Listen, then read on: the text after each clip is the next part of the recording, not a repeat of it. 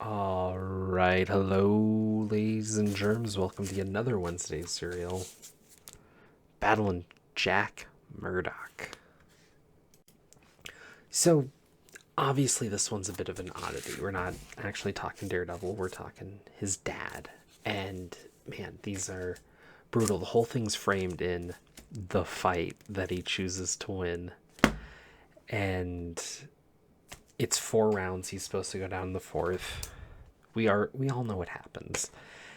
And that's what makes this such a tight read is you know what's coming, but what's built up in that fight, what makes him decide to not take the dive, happens throughout as he's remembering things throughout the fight. Very Dragon Ball Z, I guess, but there's a through line here that's amazing. And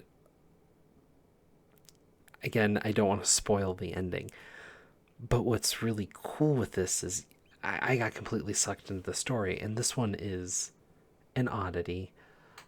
Uh, I I don't know who they thought would necessarily buy this. It's not a very exciting story. I don't know by the pitch, right?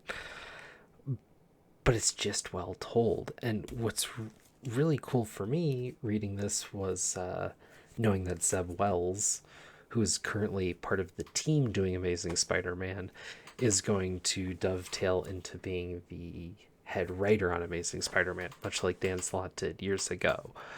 And I've only kind of ever seen him do more wacky things. He's really known for being one of the heads on Robot Chicken. So he tends to be more goofy, more comedic. And part of the reason I wanted to read this was because I I don't know if I thought he had the chops to handle something like that long term.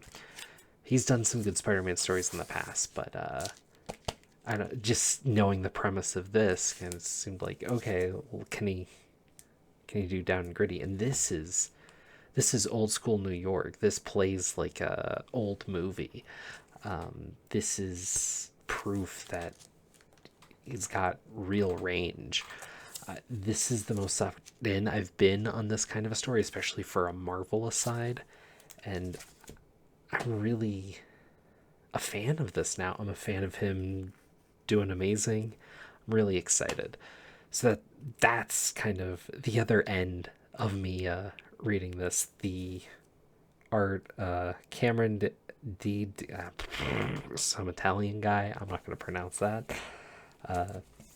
Does a lot. But one of the coolest things here, this cover, Daredevil holding his dad at the end.